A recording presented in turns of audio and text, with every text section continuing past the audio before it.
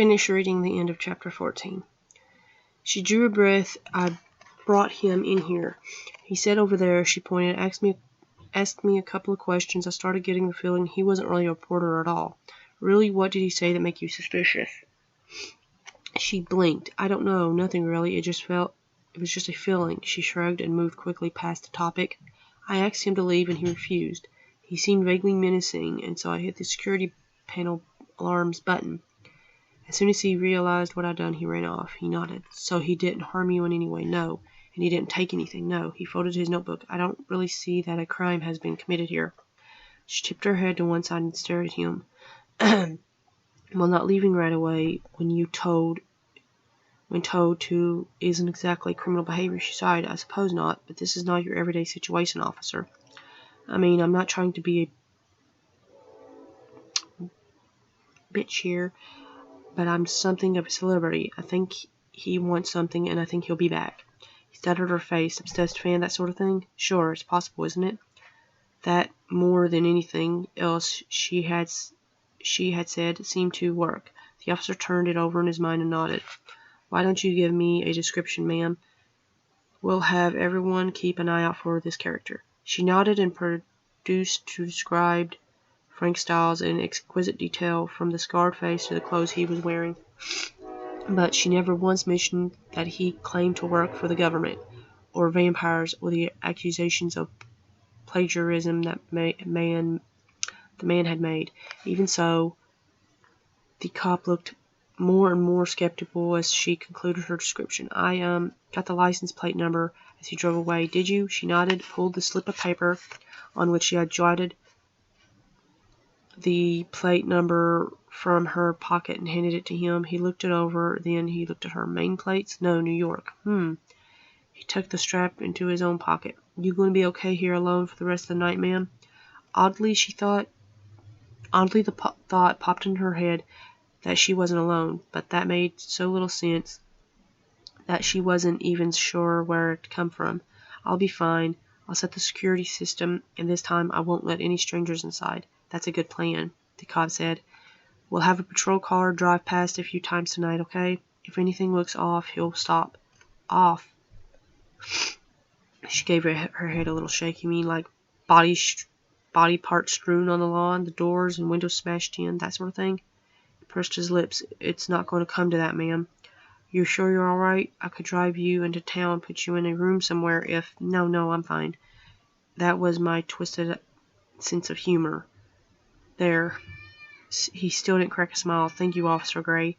She walked him to the door and locked it behind him, resetting her security systems.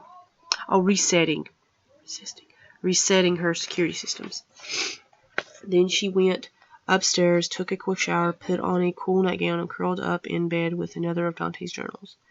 But she couldn't lose herself tonight, not even in the spellbinding words of her phantom lover. The words of that other man, the scarred man, kept coming back to her again and again. Vampires are real, Dante is real, and he's going to be mad as hell when he finds out.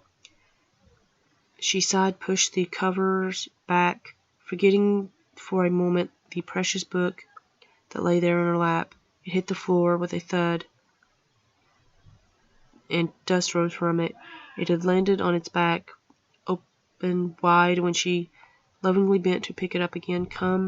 Some of the words from the time yellow pages caught her eye. Trapdoor beneath the house. Coffin. Shivering, she picked up the book. It was the 8th volume, and this was a section she hadn't read before. As she scanned the yellow pages, a cold chill worked through her body. At last, something that could be verified, proven, if she had the nerve.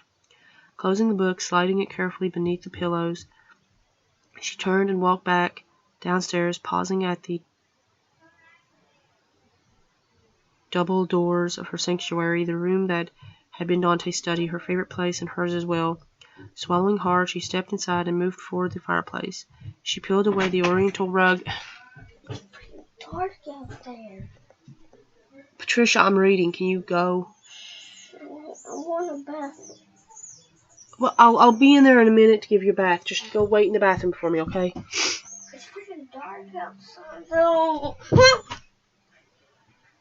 Grab your shorts. Just give me 5 minutes, okay? Anyway, shut the door! What? Shut the door! Thank you.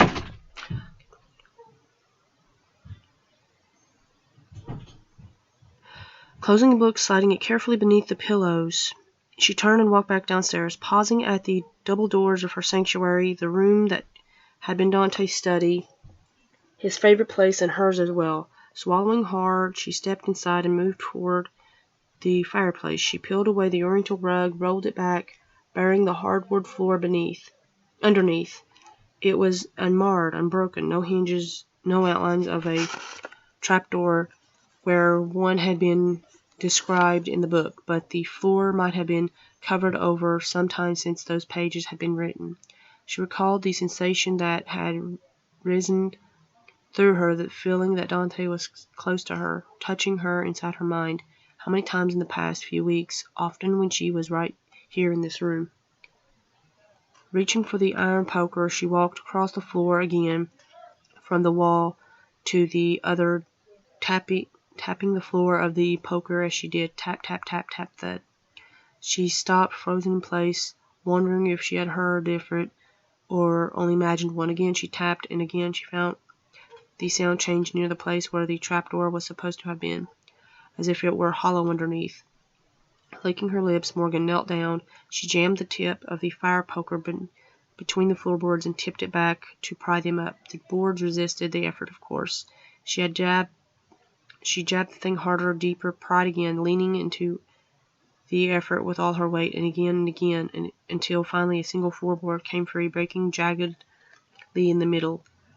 Breathless, sweating, Morgan stood there, leaning on the poker, staring down. Underneath the floor was an older, rotting board, and a single tap of the poker stabbed a hole straight through it into the dark void underneath. The house still unable to catch her breath, Morgan raced to her desk for a flashlight and returned to the hole she had made, flicking it on. She shone its beam down through the opening. An old curving staircase was directly below her, leading from the very floor on which she knelt down into the bowels of the earth. Straightening away, her heart pounding with so much force she thought it would explode at any moment, she stared at the floor. My God, could it be true? Could it be real? Dante, she whispered. Then she snatched up the poker again and pried up another floorboard and then another. She bashed at the rotting trapdoor, and yes, that was the boards underneath had been. It was clear now. She could see the rusted hinges, and finally she made an opening big enough to fit through. Swallowing hard, nodding firmly, she clutched the poker in one hand, gripped her flashlight in the other, and lowered herself through the hole down into the stairway. Morgan was not in her bedroom. Dante appeared in from the balcony. He had changed his mind about striding up to the front door and confronting her. After the scare she had tonight with the scarred man, it would be too much. She wasn't working with him, wasn't feeding him information, at least not consciously. He was furious with her, yes, eager to confront her and rage at her for what she had done. Equally eager, though, to visit her in her dreams as he had done before, to make love to her with his mind, even though it was sheer hell on his body. It was release of his sort. He was hungry for her, craving her, even as he wanted to throttle her until she was silenced forever. But she wasn't in bed, waiting his phantom touch or his vampiric rage. And she was in her bathroom, showering or bathing so that he could watch the water beating on her alabaster skin or possibly draw on her in it. In fact, his senses told him she was far from the area of the house, and it agitated in the extreme. He thought of her earlier encounter with the scarred man, and worry gnawed at his gut. Idiot that he was, he felt every cell in his body aching to go to her, protect her, save her. He didn't sense the man's presence, but he knew that Styles had, as he called himself, was trouble. It was he who had been hunting Dante and his kind for months now. It had to be the film that had led him to Morgan. Styles would use her to get to him if he had to. Something was wrong, terribly wrong, with Morgan. Dante felt a twisting pain in his gut that wasn't his own, a hitch in his breath, and a chill of fear. No terror, no time now for caution. He responded to irresistibly instinct, lunging through her room to the hallway, following the magnetic pull of her being on his. He raced down these stairs to the study. Doors were open this time, and when he surged through them, ready to defend her from whatever was the matter, he was brought up short by the sight of broken boards laying on the floor beside a bunched-up rug and the gaping black opening beyond. Oh, sweet Jesus, no. Dante didn't know what the hell to do. He stood there frozen in a time for an instant, and then he heard her scream.